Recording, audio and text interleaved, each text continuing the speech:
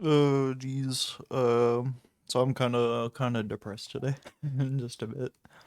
But not to go full fucking Luke Smith on you, but I was raised Catholic, right? So our church, especially growing up in America, we had a very different view of Christianity from like the American Protestants.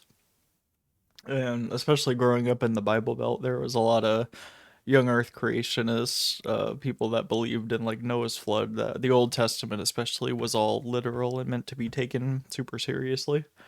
Yeah, and I kind of fell out of the church for a while because of that, where I really didn't like having to take these stories too literally. And I realized after I started reading about like mythicism, I started reading like from Catholic mythicists like Joseph Campbell, that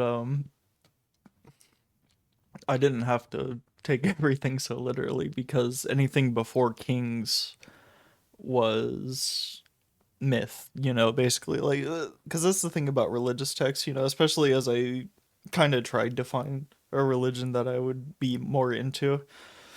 I tried like Buddhism and I looked into Hinduism and I got a copy of the Upanishads. I haven't read much of it yet, but I've been told that like it's really hard to understand. And the reason why it's hard to understand is because the Upanishads were written like thousands of years ago.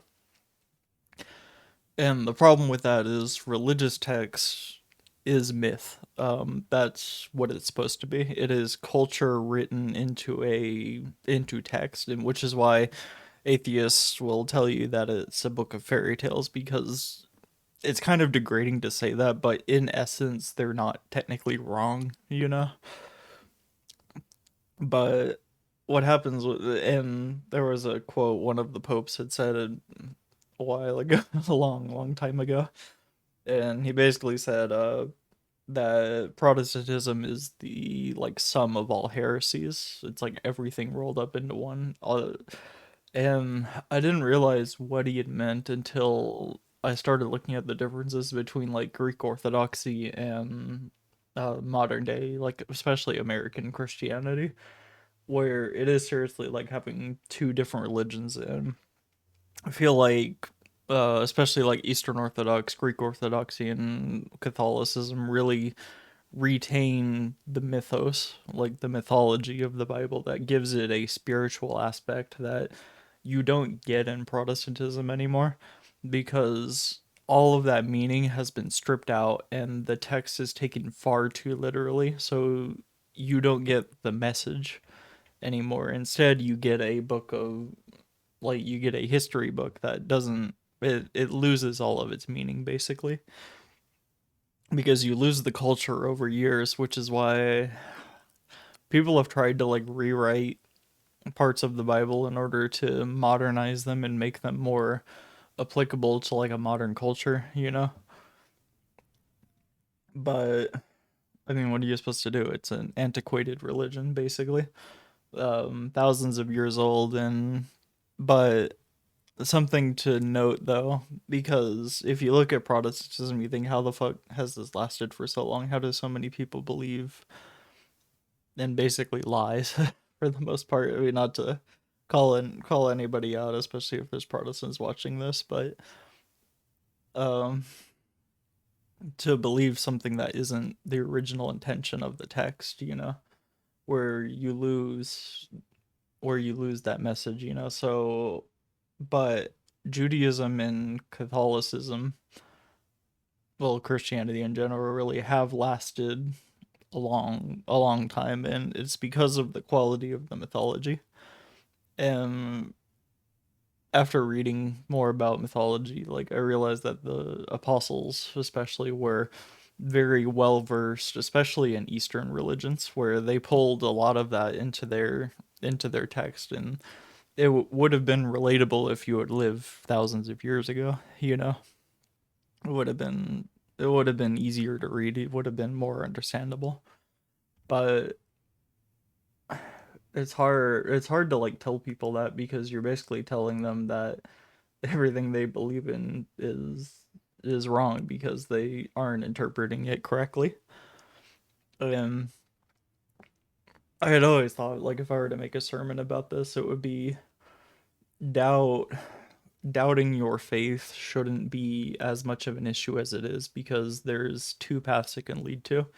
It can either strengthen your faith because you start looking for answers and you go to the correct places and you find those answers, or you just end up losing religion entirely, which is also valid, you know? As I kind of I always say I'm kind of on the outside looking in, you know. So as I as I talk to more Protestants, because they're just kind of around here, it's sort of a mainstream thing, you know. I don't often talk to them about religion because my view on it is going to be otherworldly to what they think, basically. And I don't know, it is really difficult to uh bring it up, especially I mean, I run a Linux channel, you know. So like none of this isn't really, this is me having my fucking Luke Smith moment. And I'm obviously not a PhD. I'm not nearly as smart as he is, and he might even disagree with me on things, but he did convert to Eastern Orthodox Catholicism. And it is a journey that I think uh, it's a journey that I think some people end up going through. And it's not quite as, what would you say? It's not as cool to talk about your journey into Catholicism because nobody really understands why. You know, they don't understand learning the mythology, they don't understand learning the true meaning of the Bible and returning to your faith from doubt, you know. And I don't really feel the need to publicize it any further, really. But this is something that I always grew up with, and it I was surprised because my dad always said I would return to the church. He said, "You're atheist now, but you will return eventually." And he didn't have the answers I was looking for. My priest didn't tell me the answers I was looking for. It was my grandfather that ended up telling me about it. He said, "Oh, pick up this book. It's about the Catholic mythology. It interprets the Bible in a different way and gives you the historical context that makes it make sense again, you know?" Um, because I've been curious. I've been looking into theology and all, and all this. It's I want to learn about spiritualism, and I've always found Christianity is a very soulless religion. It doesn't have it has the ritual. At least Catholicism has the ritual. I don't find Protestantism to have nearly the same level of ritual, but I don't know. It just never felt like it had a true like spiritual connection, and that always drove me away. But really, I was being driven away from what Christianity has become over the last few centuries, and I don't know. I kind of wish, because people have very strong opinions on the Catholic Church, and rightly so. Um, One of them I hear a lot, especially from Greek Orthodox people, is praying to dead people is a form of necromancy. And I never really found that to be a problem because, I mean, Christians believe in a form of afterlife, or souls or anything. So why would praying to them be a problem? It just never struck me as something that should be criticized as like a form of witchcraft, even though you could interpret it that way. But I feel like that's for, again, people that take it far too literally and don't understand like the cultural significance. Because Catholicism, again, isn't like the most ancient fucking religion out there. Apologies for cursing. I know this isn't the video for that, but that's one reason I'm not monetized. Um, but basically, like, it has that spiritual connection that you get by how would you call it? That is one of the reasons why I prefer Catholicism to Protestantism, is because you have that spiritual connection to the dead, you know? And a lot of people will go on about the priests and the cover ups and all that, but honestly, whatever church you end up going to, if for whatever fucking reason this were to convince you of anything, is some depressed motherfucker ranting, you know? Um, if your church wouldn't have that problem, basically, it's you would be isolated from this. It doesn't have to be anything that you're dealing with, you know? And while the church itself can be criticized for that, I don't apply it to the people like I do, because I do normally apply identities to people that choose to be part of an identity. If you choose your group and your group messes up, or your group, whoever you're identifying with, is doing bad, I guess I'm more used to do that, where I would just call you out as part of the group. And obviously statistically that doesn't make much sense, you know, even if we're talking like ad populum or something. But anyways, it's I don't know. I feel like, because I've heard stories of people that have converted back from leaving the church, but they ended up, or they started off as Christian and became Catholic, you know? And obviously I'm not going to advertise advertise that or anything. But I feel like that we're not teaching people, Bible study doesn't teach people the history they need to know in order to make sense of it.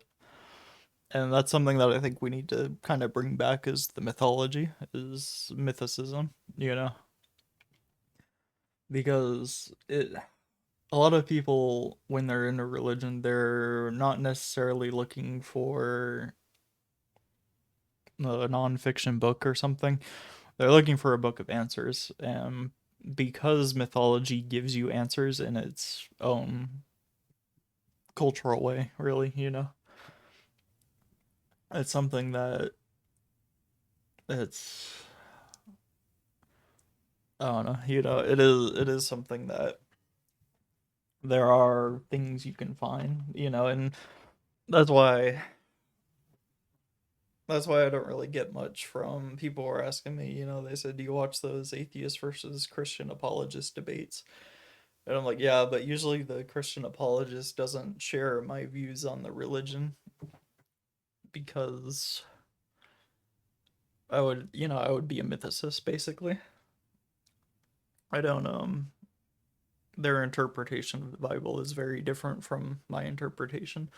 So the atheist, ironically, has a better grasp on it than they do, usually, you know, even though they've read it through and through. But because they can't accept that the book isn't a literal message to be read as is, you know, they end up with very warped views on their own religion, really. And this is something that, I don't know. It's something I've been searching, and it's something that I may eventually come back to, but there's not really much more to say about it. I've kind of expended what I needed to talk about. So, yeah, I'll be back at Linux content in a while, once I figure out something to record. I actually had to switch to a Wayland session on Cinnamon, but I have to switch to the X session because they have Pulse Audio instead of Pipewire. So that's kind of annoying. I gotta figure out how to install Pipewire. And I don't know, just something to think about. Thanks.